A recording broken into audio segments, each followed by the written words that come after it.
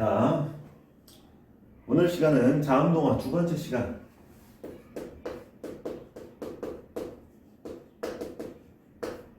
자음동화 두 번째 시간 유음화에 대해서 얘기를 해보도록 하겠습니다.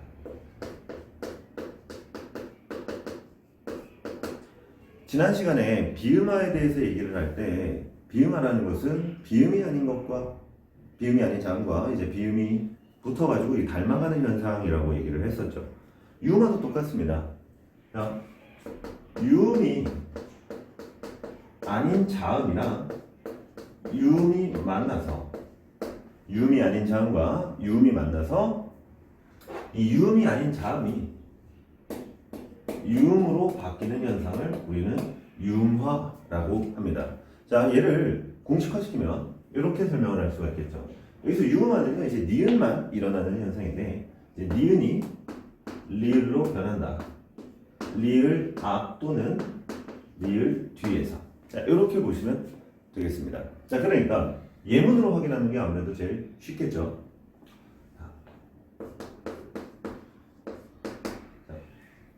신라. 신라라는 나라가 있죠. 신라. 얘는 우리를 발음을 신라 이렇게 발음을 합니다. 신라. 자, 그러면은 표기와 발음을 비교를 해봤을 때 여기 있는 니은이 받침에 있는 리은이 리을로 교체가 됩니다. 근데 이렇게 교체되는 이유가 무엇 때문이다? 그 뒤에 나오는 이 리을의 영향을 받았기 때문이다. 자, 다른 예문도 볼게요. 칼날. 자, 우리 발음 얘를 어떻게 해요? 칼날. 이렇게 발음을 합니다. 자, 얘도 마찬가지. 표기와 발음을 비교를 해보면 니은이 리을로 교체가 됩니다. 자, 근데 얘는 뭐 때문에? 앞에 나오는 이 리을의 영향을 받았기 때문에. 자, 정리하면은 니은이 리을로 변하는 현상을 우리는 유음화라고 하는데, 이런 유음화가 일어나는 이유는 인접한 유음의 영향을 받았기 때문이다. 자, 이렇게 정리를 하시면 돼요. 굉장히 쉽죠? 자, 그래서 이 비음화와 유음화는 굉장히 쉬운데, 자, 유음화 조금 더 얘기를 한번 해볼까요? 자, 유음화 같은 경우에는 이 뒤에서 앞으로 영향을 주는 경우가 있고요. 그 다음 앞에서 뒤로 영향을 주는 경우가 있습니다. 자, 뒤에서 앞으로 영향을 준다라는 것을 우리는 역행동화라고 해요. 반대로 앞에서 뒤로 영향을 주는 것을 우리는 순행동화라고 합니다. 순행동화. 자, 뒤에서 앞으로 영향을 주는 걸 역행동화, 앞에서 뒤로 영향을 주는 걸 순행동화라고 하는데, 그러니까 이 신라 같은 예문은 우리가 역행적 유음화다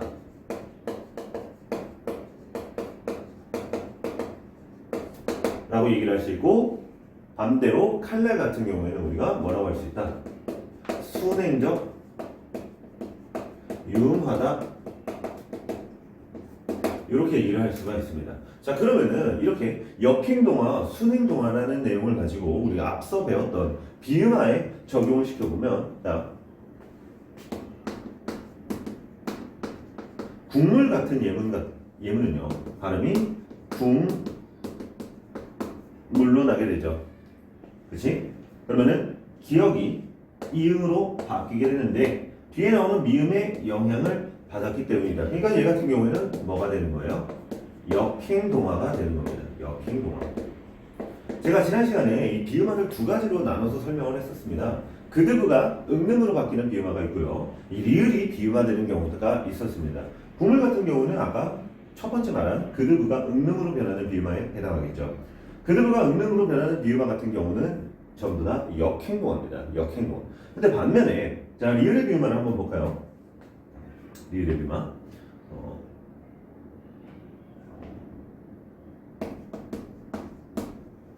자, 지난번에 들었던 예문인데 종로. 발음이 어떻게 돼요? 종로 이렇게 되죠. 종로. 그러면은 얘는 마찬가지. 리을이 니은으로 변하는데 앞에서 영향을 받죠. 그래서 순행동화다 얘기를 할 수가 있습니다. 그래서 그드브가 응능으로 변하는 비음화는 역행동화, 그 다음에 리을의 비음화는 순행동화라고 할 수가 있겠죠. 그래서 그래서 어제 들었던 예문 중에 백로가 있습니다. 백로. 자, 얘 같은 경우는 발음이 백로 이렇게 발음이 된다고 했는데 이런 발음이 나올 수 있는 이유는 두 번의 비음화가 있었기 때문이다. 자, 얘 같은 경우에는 리을의 비음화와 그냥 일반적인 비음화 두 가지가 동시에 일어난다라고 얘기를 했었어요. 그래서 먼저 뭐부터 일어난다? 리을의 비음화부터 먼저 일어난다. 그래서 백로 이렇게 발음이 된다. 그 다음에 이 변한 니은이 다시 영향을 미쳐서 일반적인 비음화 백로 이렇게 나온다고 제가 설명을 드렸었습니다. 그러니까 이 백로 같은 경우에는 먼저 뭐부터 일어나는 거예요? 뭐부터 일어나는 거예요? 순행동화 먼저 일어나는 거죠. 즉 리을의 비음화 먼저 일어나죠. 순행동화가 일어난 뒤에 그 다음 다시 일반적인 비음화 역행동화가 일어납니다. 역행동화. 그러니까 백로, 협력 이런 예문들 같은 경우에는 순행동화도 한번 일어나고 역행동화도 한번 일어나기 때문에 뭐라고 부른다라?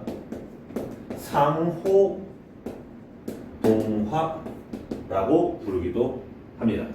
상호동화. 제가 이것도 설명했었죠. 백로나 협력 같은 예문을 상호동화라고 가르쳐 주시는 선생님들 및 학교가 있다라고 말씀을 드렸습니다. 근데 왜 이런 식으로 나오는지 그 과정을 잘 기억을 해 두시라고 말씀을 드렸었죠.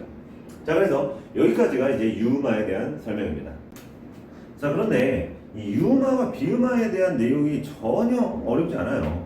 그러니까 유음화랑 비음화를요, 문제를 출제했을 때 이걸 몰라서 틀리는 친구들은 거의 없습니다. 공부를 어느 정도 하셨다면. 그러면은 비와 유음화는 시험 문제는 어떻게 낼까?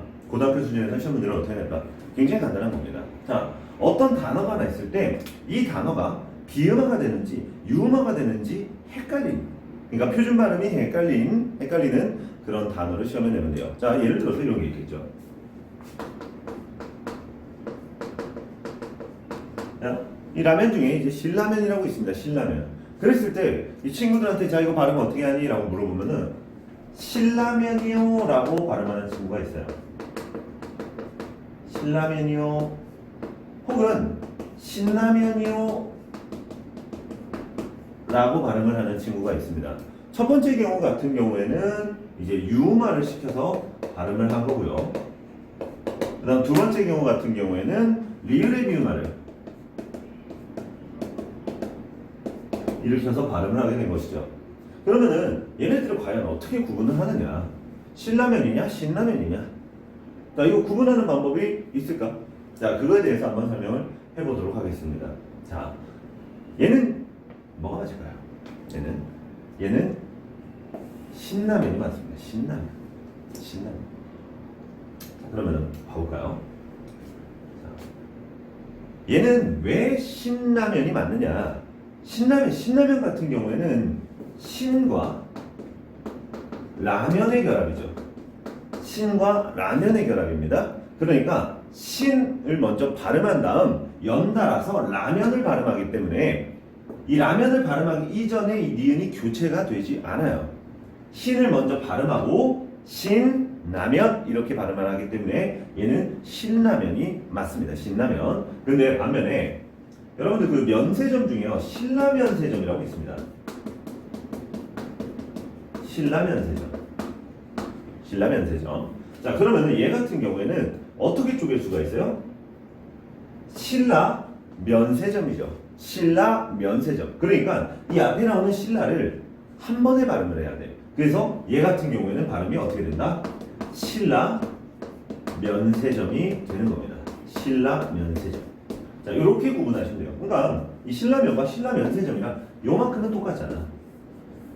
똑같죠? 얘랑 얘는 똑같죠? 근데 신라면 같은 경우에는 신라면이기 때문에 신라면으로 발음을 하는 거고, 신라면세점 같은 경우엔 신라면세점이기 때문에 한 번에 발음을 해야 돼서 유음화가 일어난다. 이렇게 이해를 하시면 돼요. 자, 그러면은 퀴즈. 여러분들이 지금 배우고 있는 게 이제 얘입니다. 그럼 얘는 발음을 어떻게 할 것인가? 자, 얘를 발음해봐라. 그러면은 두 가지로 나옵니다. 마찬가지.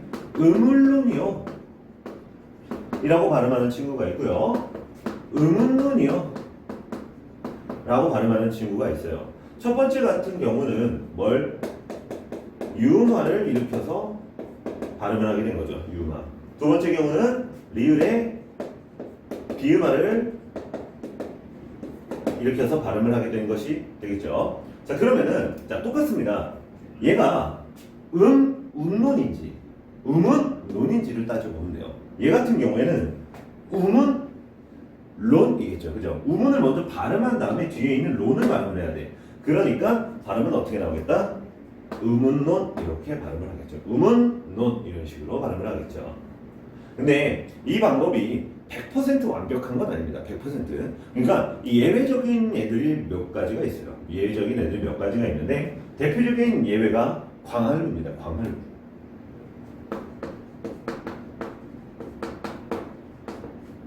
자, 얘를 발음을 할 때, 자, 광활루를 발음해봐라 하면은 두 가지로 나와요. 광활루요 혹은 광한루요, 이렇게 두 가지로 발음을 하는 경우가 있다. 첫 번째는 똑같이 유음화, 두 번째는 비음화가 일어나는 현상인데, 그럼 광한루라는 단어는 어떻게 구분이 될까? 광한루일까? 광한루일까? 얘 같은 경우는 당연히 광한루겠죠. 그러면은 앞서 설명한 대로 적용을 해보면 발음은 뭐가 되겠어요? 광한루가 되겠죠. 원래 이렇게 나와야겠죠. 근데 얘는 아니야.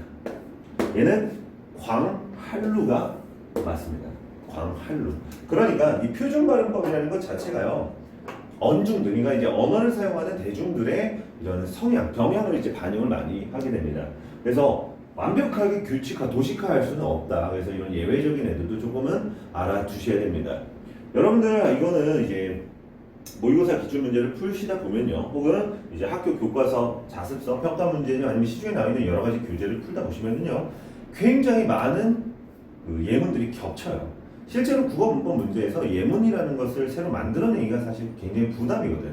그래서 기존에 있던 예문들을 거의 대부분 사용을 하게 됩니다. 그래서 예문이 돌고 돌아요. 돌고 돌아요. 이거는 이제 음문론뿐만 아니라 모든 문법 문제가 거의 대부분 그렇습니다. 예문이 돌고 돌아요. 그래서 문법은 많은 양의 문제를 풀어보고 이해를 하시게 되다 보면은 자연스럽게 점수가 만들어집니다. 그래서 이 부분 약간 유의하시면 되는데, 이런 내용은 모의고사에는 출제가 잘 되지 않습니다. 보통은 이제 내신에 많이 나오는 유형이 되겠죠. 그래서 여기까지 해두시면은 이제 유음화까지 끝납니다. 자, 다시 한번 강조하지만 비음화랑 유음화는요, 내용 자체가 어려워서 친구들이 문제를 틀리는 게 아니에요. 이 단어가 비음화로 발음되는지 유음화로 발음되는지 구분이 안 되기 때문에 문제를 틀리는 경우가 종종 발생을 합니다. 그래서 많은 양의 예문을 좀 봐주시고 문제도 많이 풀어보시는 것을 추천드립니다. 이 비음화와 유음화에 한해서는. 이해되십니까? 자, 그래서 오늘 유음화까지 설명을 해봤습니다.